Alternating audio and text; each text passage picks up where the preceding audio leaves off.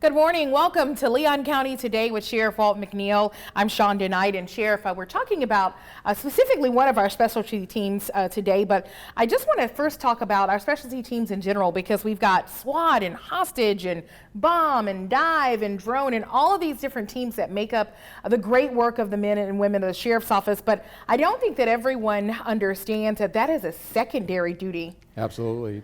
These deputies spend countless number of hours training in this specific delivery of services that we have, like you just talked about them, and they all require a different set of skill sets. And we have to make sure that, one, they get the training, and obviously one of the things we have to do is make sure that they are paid and compensated for the hours they spend in doing these particular jobs. I can't tell you the number of man hours that's required to be an expert in what they do. And I can tell you, it also takes a special person to actually go and do this job. I'm not going in murky water trying to find an alligator infested waters trying to find things. And our dive team does that kind of work. Our SWAT team responds to situations, barricaded subjects, persons who are in our community doing some real bad things, and they go no matter what the circumstances are. And that takes a special person with special skills and special training. And that's the thing that I try to do, is make sure we get the training that they need to do these tasks and to be involved in our community. And today, I hope we can share with our citizens out there just a glimpse of the great job they do and the dedication they have to this community. Yeah, on top of their normal duties. And then, we are specifically talking about our dive team today. And you said this a little bit, but I think when people think dive team, they're like, oh, they get to go diving every day. Right. This is kind of a little bit different of a task. Yeah, this is a little bit different dive. And these situations, we'll talk about it with Pat in just a moment, but it's a job that not everybody can do. And Pat and his team do a tremendous job of serving this community. And the fact that years and years of getting their skills set to provide that service speaks volumes to their dedication. And I am really proud of Pat McLeod and the job he does in this community. And he's been doing this a long, long time. And he's an expert, and I'm looking forward to him sharing the great job he does in this community. Absolutely, and he's going to talk about the role of the dive team within the agency, but then also going to be sharing tips as it relates to boating safety and pool safety, which are big topics this time of year that we need to make sure our citizens are aware of. I'm a pretty good swimmer, but I stay away from all those other things. Pat will talk about that in detail. He will indeed. All right, well, be sure to stick around, everyone. We're going to learn more about the LCSO Tactical Dive Team coming up, but first, let's check in with Jimmy Goodman for a Crime Tip Tuesday. Good morning, everyone. I'm Jimmy Goodman with the Leon County Sheriff's Office, and this is your Crime Tip Tuesday. How to protect your child from cyberbullying. If you discover your child is being bullied, it is important to teach him or her not to react or retaliate. You should block the bully, print out and keep evidence, talk regularly with your child about their online activities and what he or she is involved in. Tell him or her that you are going to review their online activities. Consider installing parental control filtering and understand and know what their passwords are. Always educate your children about the consequences of inappropriate use of his or her electronics. Have a great week. Be safe out there. Welcome back. Joining me now is Sergeant Pat McLeod, a member of the LCSO Tactical Dive Team. Pat, tell us about your role and the role of the dive team. Well, the agency has maintained a dive team longer than actually I've been alive. I believe that's hard, you find that hard to believe, but it's one of the things, the service we provide to the community, but not just our community, but surrounding communities, because through you guys, the foresight of you guys and the willingness to maintain a team, the equipment, the training, the level of expertise that's required for it, it's not a small financial investment, but it's a huge amount of investment in the community as well. We currently have 9 team members, which are 8 divers and 1 tech or boat operator who used to be a former diver. But the advantage to our team and how it's set up is, even though I'm the team leader and we have an assistant team leader, everybody is cross-trained in every job. So while I could be the team leader one minute, I could be a diver in the water or be a tender or be the boat operator, and then somebody else assumes that role. So everybody's cross-trained to be able to perform any task. Okay, interchangeable. Yes. And talk about the training. How many hours of training? And that's 9 members of the team, right? 9 members of the team. We train twice a month. In addition, we average 12 to 15 call-outs a year, sometimes more, sometimes less.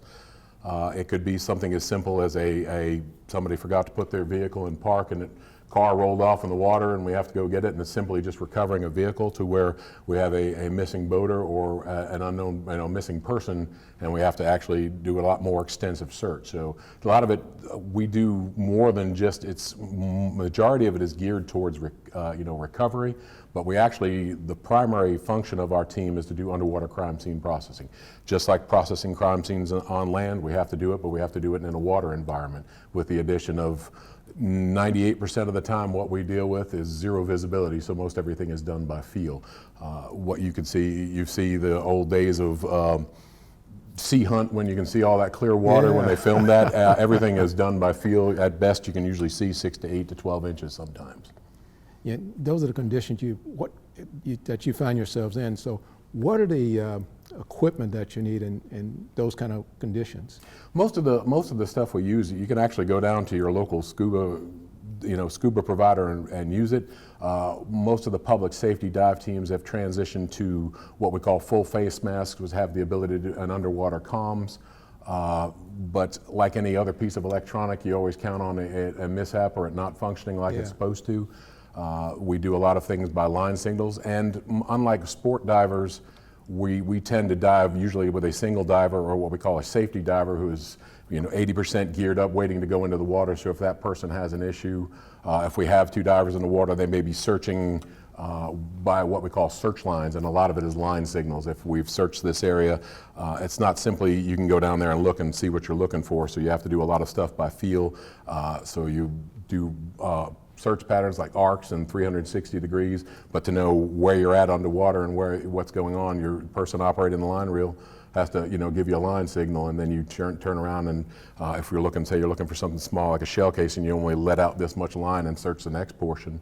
But if you're searching for something as big as a car, or say if a missing person, you may let out an arm's length. It depends on what you can see and how much of the area you can cover, because a lot of times what we get used for is not necessarily finding stuff, but also eliminating stuff. There's people that say hey, I threw this gun in this body of water, and we can go in there and with a 99% surety say, no, that's not in there, or it is in there, and we can find it. But when we do find it, we have to treat it just like any other piece of evidence, photograph it, document it, measure it. It's very tedious work. Now, we're the dive team for this entire region, but talk for us about a minute here. What's the most dreadful situation you found yourself in our region? Well, there are regional teams. I know FWC has a regional team that responds from different areas. But and here's the thing: over the years, I've been diving as a public safety diver 20 years. There's a lot of teams that have popped up, but through time and attrition and injuries, sometimes they kind of just disappear again. And not everybody has the ability to fund that long term. So some of the worst things we run into is when you're dealing with a high current situation. You have to battle not just the zero visibility, but some of the rivers. When it's been raining like it is, it may look calm on the surface, but underneath it's running enough that where if you look up, it'll rip your mask off and send you downriver. Yeah. Pat, thanks. Up next, what you need to know before your next boating trip. Stay with us.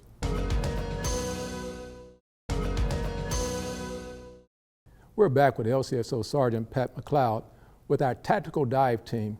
We're talking about the role of a team. Now let's talk about safety and safety tips for our viewers. Pat, what are some of the most important things that people need to know about boating safety? Well, first and foremost, like one of the most common things, everybody likes to relax and have a good time, but some people like to relax and have too good of a time. And, much like going to a party, it's boating under the influence is just as much of a problem as driving under the influence. One of the biggest things to do is never operate a boat under the influence of any alcohol, because it reduces your reaction time and your awareness of the situations that are going on around you. Never drink and operate a boat. And here's the biggest thing: don't ride with someone who's been drinking and operating a boat. That's one of the safest things you can do. Yeah. What are some of the other things in terms of boat safety that citizens should be aware of? Well, you've got a lot of the things, any boat you go on, you want to, one, take a good look at it before you get on it, make sure what you deem to be seaworthy. It doesn't have to look brand new, but look for any of the danger signs, some of the things before you get on any boat. Make sure it has a life jacket or a personal flotation device, one for every person that is on the boat. And one, make sure they're height and weight appropriate and age appropriate. You don't want to put a small kid's vest, even though it would look good on me. It probably wouldn't keep me afloat when I need it to. Yeah. The other thing is that inflatable rafts and things like that cannot serve as a personal flotation device. They will not function when you need them to. Some of the other things to take a look at is be aware of what's going on around you. Don't be put in a situation, everybody says, well, I'm a good swimmer, I don't need a life vest. Anytime the boat's in motion, always have the personal flotation device on. Even if you're stopped and you can do it. I know sometimes they look stupid, but I'd better look stupid and be alive at the end of the day. You can take a quick bump to the head and knock you unconscious, and it doesn't matter what kind of swimmer you are, if you're unconscious, you're going to drown. Yeah. The dive team has never recovered someone with a life vest on.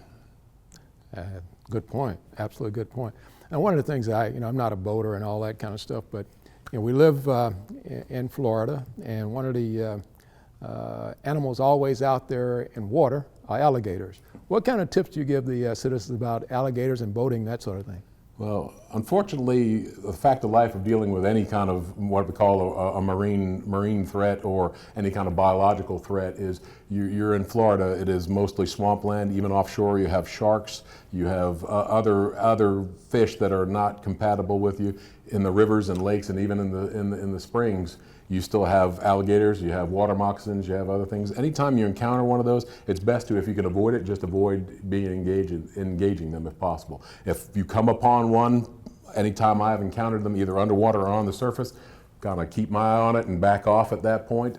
Do what you can to avoid the interaction first. Take a good look at where you're swimming. Is it an area that's prone for especially nesting alligators or snakes? Might want to pick a different area to swim in at that point just to avoid that situation altogether. How, you talked about the alcohol thing and people out boating, but how prevalent and how many cases have you and your team worked where alcohol was involved in either the boating situation or crime that was committed that you guys were looking into? I'd say you're in 60 to 65% range. Wow, and, really? And part of the reason is when we get called to do a recovery, we're there performing a search. If we're the investigating agency, we're doing a lot more follow-up and a lot of investigation, whereas if we're assisting another agency, say we have another county, or even we've helped other agencies of FWC if their team is not available, and several years prior to this, they didn't have a team available, we would assist them with these type of things. So we try to gather as much information. But one of the things we do, like processing a crime scene on land, we want to have a basic idea of what's going on, but we don't want to search for evidence that fits the narrative. We want to work the scene for the evidence that's there, not just try to produce a result. This is the evidence we found, this is what it means. Now the investigator can take that information and compile it with what their interviews and the other things they've done with it as well. Pat, in about 30 seconds, what would you say is the most important swimming tip that you can give, a swimming safety tip you can give our audience? If you're in a pool or in the ocean and you have kids around, or even always designate a competent adult to keep an eye on the people that are swimming. That means no cell phone, no looking around, no drinking, no engaging in others. Your job is to solely keep an eye on those in the water, and it doesn't have to be just kids. It can be adults that don't swim well. And know the area you're swimming. If you're swimming in the springs and the rivers, don't dive head first or jump off into something if you don't know how deep it is, because you don't know if you're going to swim off into a hole or an overhead environment or get snagged on something and drown. Pat, thank you. Just ahead in our Deputy on Duty, we're along for the ride with the LCSO Aviation Unit. Stay tuned. On this week's Deputy on Duty, we are highlighting the LCSO Aviation Unit. We help the guys on the ground, whether it's patrol officers from the police department or the sheriff's office. Our job is to help them out and see things that they can't normally see. This unit is the primary aviation unit for the entire region. Almost 60,000 hours of flight time, 187 years of law enforcement experience, 85 years of military experience, and 3 service branches represented in that. We have deputy pilots, we've got city police officers that are assigned to us, as tactical flight officers. We got 9 people here now. We are the air asset for this Region 2 in North Florida, so we cover our 13-county region. The section is responsible for a broad range of critical missions, including aerial searching for lost or missing persons, aircraft and boats, and storm damage assessment. They also assist with SWAT team deployments. We're all law enforcement officers as well as pilots. So not only are we responsible for all of the things that a road deputy might be responsible for as far as training and education, we also have another complete separate job of being a pilot that we also are responsible for maintaining a whole bunch of standards and accreditation. So it's a pretty deep job. There's a lot that goes into it. Lieutenant Majors is one of 5 pilots who staff the unit. He's been with LCSO since 1985. When I started this, we used a pair of binoculars and a searchlight was what we used. That was the technology. And how things have changed. The aviation unit's fleet of 3 helicopters are jam-packed with state-of-the-art technology, all to help them get their job done. We now operate the Bell 505 Jet Ranger. This is a 2020 aircraft equipped with all of the law enforcement bells and whistles. And the capabilities of the technology is amazing. Lieutenant Majors explains how it all factors into investigations. The unit operates over the city of Tallahassee and the darkest areas of the county, including the Apalachicola National Forest, where visibility is extremely limited. Capable searchlight here. On the front of the aircraft, we have our cameras that are gyro stabilized that allow us to see in the daytime and also using thermal imagery at night. All of this video that we take here, if it's part of a criminal case, is submitted as evidence. So now we have real-time video evidence just like body cameras or a dash cam there too.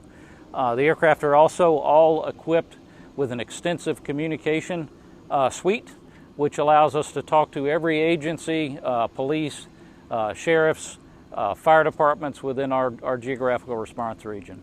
And the pilots in the aviation unit are our eyes in the sky, and they are so invaluable when it comes to keeping you and your family safe. That's why they are this week's feature on Deputy on Duty. For Leon County Today, I'm Angela Green. Welcome back to Leon County Today with Sheriff Walt McNeil. And Sheriff, I just love highlighting our specialty teams, our aviation unit, those eyes in the sky. They really are such a really important part of our team. Oh, I tell you, I am so proud of the progress we've made, and the team historically has been just top notch. I can't say enough about Lee Majors and the folks that he's got on his team. They give us the overhead coverage in terms of all the things we're doing in our community. And the fact now that we've got the Tallahassee Police Department embedded with us as a part of that team makes us that much more effective as we try to fight crime. And I don't think our citizens realize from a crime fighting perspective how important our aviation unit is. Yes. The number of chases we don't have to have, the number of persons who get out and flee from our deputies, that we don't always have to put our K-9s in the field to respond to, just gives us that much more ability to bring people who are doing bad things in our community to justice. And we couldn't do it without our aviation unit. Really could not do some of the things we do. And I will tell you that we are the aviation unit for the entire Big Bend. Right. And which means we're all over the place, and those other sheriffs benefit from the citizens of Leon County's willingness to allow us to go into their counties. Yeah. And as you perhaps know, it benefits us as well. It keeps that element of crime out of our communities as well. So hats off to our aviation unit. Absolutely, they're logging those hours for sure. And then we got to circle back around to the dive team, because a lot of the waters they navigate, I won't even stick a toe in. Pat McLeod demonstrated quite clearly that that's a specialty that only a few can do, and he and his team do it very well. They do indeed. Yeah. All in. All in, sure. that's all it. Right. We want to thank you all for joining us for another episode. We'll see you back here next week.